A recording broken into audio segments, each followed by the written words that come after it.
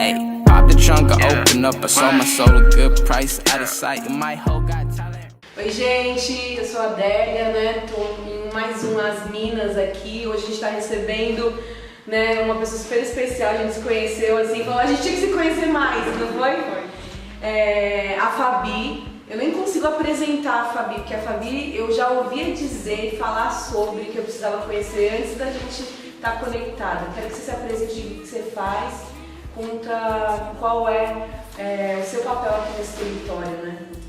Então, eu sou Fabiana Ivo, conhecida aqui na região. Estou nos trabalhos desde 2005, sou moradora do Jardim Ângela, nascida e criada, sobrevivente da década de 90, ou seja, um período mais tenso da quebrada, e fruto de uma resistência a partir do hip hop. Então, essa foi a minha mistura e foi onde eu aprendi a ser o que eu sou hoje. Então, talvez você tenha ouvido muito falar da Fabiana mais embrutecida, a Fabiana um pouco mais do rap, né? E essa Fabiana que ela vem esse processo de construção a partir daí. Nascida e criada aqui, de filhos de pais nordestinos, com muito amor, então esse é o nosso lugar. De 2005 para cá, alguns dos nossos trabalhos estão relacionados à questão de gênero. Então, discutir gênero para mim foi um papel fundamental para estar dentro do rap, discutir qual é o lugar da mulher dentro do hip hop, enquanto quebrada, enquanto Zona Sul. A gente hoje está muito mais localizado na Estrada Baronesa, distrito do Jardim Ângela, mas não deixa de ser algo em âmbito nacional. Né? Por alguns momentos eu fui e vi da periferia para diversas outras periferias do Brasil. Fazendo esse diálogo, né? Discutindo gênero, mulher, política, território, acesso, esses lugares. Antes da gente entrar no nosso assunto, só pra te dizer que as pessoas diziam que eu tinha que te conhecer porque a gente se parecia. Então eu nunca achei que você era bruta, mesmo antes de conhecer. A gente escolheu um tema. Na verdade, eu aponto sempre o tema para minha convidada a partir das coisas que a gente admira. Eu percebo que você tem muita propriedade para falar de uma política que não é o que está dado, né? E aí a gente vai discutir mulheres na política, né? Que lugar é esse? A mulher tem lugar na política? Que política é essa também? O que você pensa sobre esses temas? Então, acho que tem dois lugares para você pensar, né? Um é a política partidária, e o quanto que nós estamos representados nessa política partidária, né? Uma política partidária que é pensada a partir de cotas, e cotas essas que não são respeitadas, então é um lugar de fala. O outro lugar é esse posicionamento político da mulher enquanto periférica, né? Qual é o nosso lugar? Sim. Né? O nosso lugar é, como se dizia lá atrás, dentro de um espaço de fala, do cuidado, ou é de fato de estar na rua, de nos colocar, né? O meu fazer político está desde a roupa que eu visto, ao brinco que eu coloco na minha orelha, ao meu posicionamento frente às pessoas. Isso é um posicionamento político. Explica para as mulheres e para os homens também que não se veem como seres políticos. Que associação é essa que você faz da roupa, do brinco, desse posicionamento na vida, mesmo como um ato político? Então, conhecendo um pouco do mercado, estudando um pouco dessa trajetória, como é que chega pra gente os nossos objetos de uso do dia a dia? Como é que chega a nossa roupa em casa, né? Por onde que ela vem? E aí, buscando compreender um pouco desse lugar, eu compreendi uma dificuldade tensa que tinha na periferia de lugares de compras. E quando tinha um lugar de compra, era sempre de uma roupa muito precarizada. Além de ser uma qualidade, além de ser essa qualidade muito precarizada, tinha a questão da mão de obra, que era sempre um jovem da periferia, um menino ou uma menina ganhando muito pouco. E eu comecei a me questionar muito sobre isso. A partir daí eu tentei buscar quem eram as nossas costureiras da periferia que desenvolviam alguns trabalhos para fora da periferia. E aí eu vi quanto que essa mão de obra era sucateada, né? O que era fazer um vestido para determinada marca de roupa famosa, final de década de 90, início de 2000. Só colocar a etiqueta, né? Só colocar a etiqueta, quando nossa etiqueta ela vinha para cá, porque ela também deveria ser colocada por essa mulher, e ser algo pago como R$1, R$2. E esse vestido na loja vale R$1.000. Oi, que mercado é esse? E acho que a partir daí ele foi conhecendo algumas marcas da periferia e tentando buscar essa representatividade nessas marcas. Então, por exemplo, quando a gente tem o nascimento no final da década de 90 da Onda Sul, é uma representatividade de quebrada. A forma que essa roupa é construída está desde o fazer na periferia, com a mão de obra justa, com o valor feito de forma a corresponder ao que de fato vale no mercado, e o preço que chega na loja ele é acessível, por mais que para algumas pessoas ainda não seja. Tem uma criticazinha de que é caro. Sim, é caro porque está pagando a mão de obra de forma decente. Não adianta eu usar determinada marca que está o valor pela metade e eu não saber de qual é a procedência. Sim, muitas das vezes vende um mercado fora do país de exploração de mão de obra infantil, inclusive. Então são esses lugares. Então, o fazer de mulheres, quantas marcas de mulheres a gente tem na periferia e que a gente não conhece, que a gente não usa e que muitas das vezes atravessa as pontes, vai ser usada pelas mulheres da Vila Madalena ou do Alto de Pinheiros como algo muito bacana e aqui na periferia a gente não tem acesso. Então, foi desse lugar. Então, hoje, uma escolha de roupa para eu usar ou para minha equipe de trabalho usar, ela tem que passar por esse crivo. Tem que ser alguém da periferia que faça pagamento de forma justa e que corresponda à nossa representatividade. Então, o fazer político da mulher periférica é um fazer no dia a dia, você acredita? No dia a dia. Sobre as nossas escolhas, nosso posicionamento, né?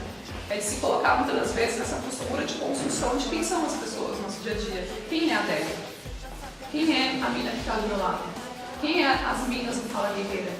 Quem são as minas que estão muitas das vezes na labuta do dia a dia, dentro da Fundação de Vida, formando os filhos do Amém? Entende? Conhecer quem são as nossas mulheres, dar nome.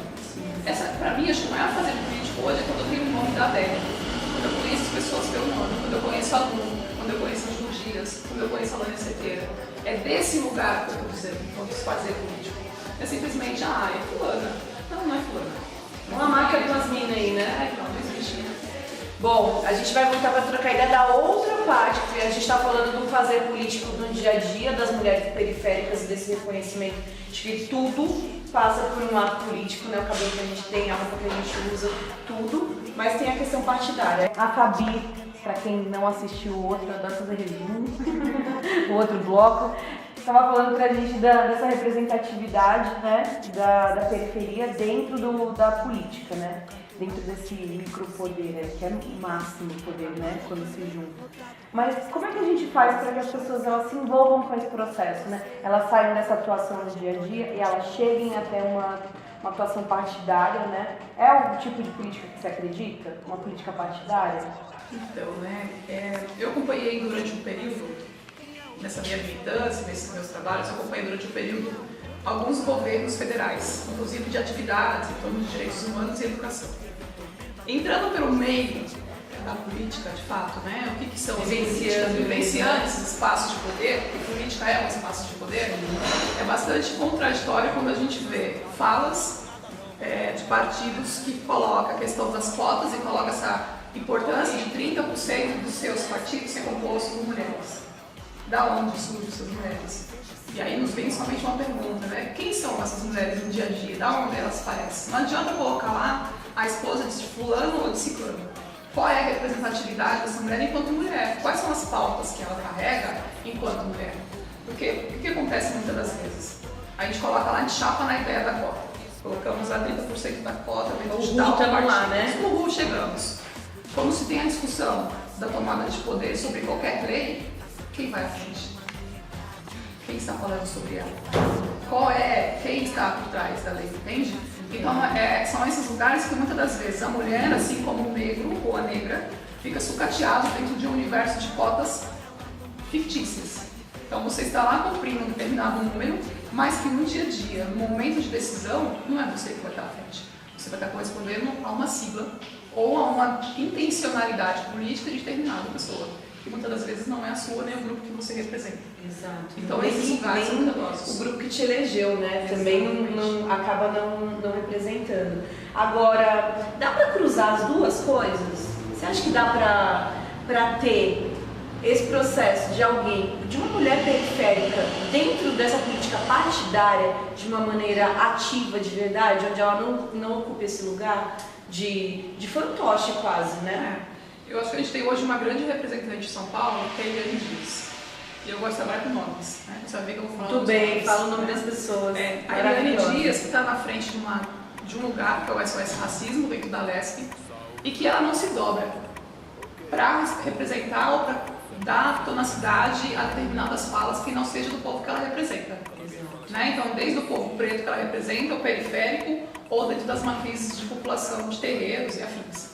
Então, mesmo que ela fique sozinha, mesmo que ela esteja fala. sozinha, né? Que é o que acontece com ela. Acontece na maioria das vezes. Então, construir essa mulher, construir esse lugar dessa mulher é algo necessário para ontem. E o que eu acredito que só aconteça uma vez que a gente tiver esses pequenos trabalhos de base. Então, desde ter as minas aqui discutindo dentro de um programa, de ter uma marca de roupa, de ter a Beanto lá no Campo Limpo discutindo o universo das mulheres pretas e suas roupas, de ter as capulanas lá discutindo a questão do teatro das mulheres e da saúde da mulher preta, de ter a Macambira discutindo o lugar da mulher dentro da economia, porque é um lugar que a gente não é posta, que a gente não é vista. Então são essas pequenas nuances no dia a dia que fazem com que a gente construa essa narrativa para essa mulher vir ocupar esse lugar. Acho que ainda a gente está no processo de construção. Nós temos algumas representatividades em São Paulo, em outras partes do Brasil. Nós tivemos uma representatividade que foi tombada recentemente, que é a Marielle, né? Que eu acho que a gente não pode deixar de esquecer da luta que ela travava e por conta dessa mesma luta, que muitas das vezes ela desapareceu da forma que foi, né? Mas usei dessa compreensão, né? De que mulher é essa que a gente está construindo. Você acha que segundo a Marielle, o que você acha? Que deu mais força para as mulheres ou deu mais medo? Das mulheres que você conversou depois do que aconteceu, você acha que elas ficaram com medo, tipo, se a gente chegar, se a gente meter o dedo na ferida, pode ser a gente também, ou elas se uniram mais? Porque é uma pergunta porque eu vejo os dois movimentos, sabe? Eu não consegui ainda identificar qual deles tem mais potência no momento. Eu venho de uma religião de matriz africana, então o meu posicionamento político é do candomblé, e eu faço questão de dizer isso.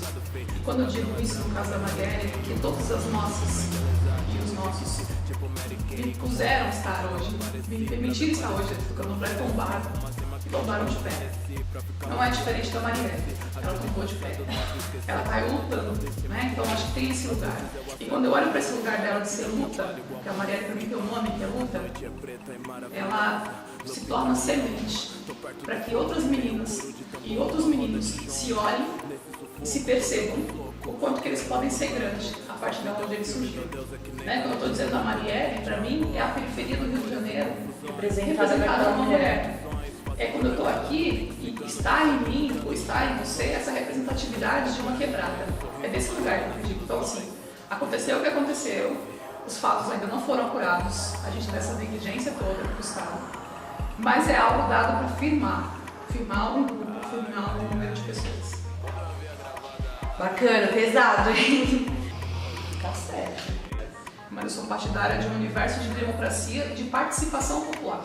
Isso é importante colocar, porque hoje era até uma coisa que a gente estava discutindo aqui, porque as pessoas acham que quando a gente, eu sei que você estava lá, quando a gente diz que a prisão do Lula ela é injusta, né? Ela é uma questão política, no sentido de politicagem e não no sentido de cumprir uma lei, as pessoas sempre associam que é por uma questão partidária. Que você deve ser petista e aí você está apoiando o cara cegamente, mesmo ele tendo roubado. E não é esse o lugar, né? A explicação que eu dei, não sei se você vai concordar ou não comigo, é assim: se você consegue prender uma representação do tamanho do Lula, né, com tudo que envolve o universo que é o Lula, né, porque tem um universo em volta dele, sem ter prova nenhuma, porque a questão são as provas, né, e você pode prender qualquer um, porque assim, eu te prendo sem ter prova. Isso é a base da ditadura. Na base da ditadura, alguém ia lá e te prendia sem ter as provas, e isso está acontecendo com alguém que é grande. A gente fica pensando como é que isso vai acontecer, e já acontece, sempre aconteceu, e se aquele cenário lá que fez você lutar tanto no hip hop, né, para continuar existindo, para que o seu povo continuar sobrevivendo dentro do Ângela, não vai se repetir agora, né? Eu não sei se você concorda, se é isso. Concordo e eu acrescento, né? Eu acho que eu e outras lideranças da região, não lideranças políticas, mas lideranças de representatividade. Nós tivemos um dia que o Lula foi preso lá no sindicato, de forma muito dolorida. Né? Ver uma liderança que eu ouvi uma fala, que eu acho que foi a fala que mais me doeu nesse dia, foi de uma senhora do Nordeste que estava lá representada. Ela falou assim: só é contra o Lula quem nunca passou fome. E aí eu não estou dizendo de um coitadismo ou de um lugar nordestino de visibilidade, mas de um lugar das pessoas que tiveram voz, que as pessoas se olharam pela primeira vez, foram enxergadas para dentro do campo da política, entende? Então eu não sou petista e eu coloco isso todos os dias, porque eu nunca fui lá e coloquei no nome do PT. Mas nunca se filiou? Não, nunca me filiei, mas eu sempre me coloquei no lado de um posicionamento popular. Não é preguiça, é popular. É de saber de onde eu vim, saber quais são as minhas origens. Saber que os meus e as minhas não tombaram por qualquer motivo. Tombaram lá na época da escravidão, tombaram na época da ditadura militar por acreditar no ideal.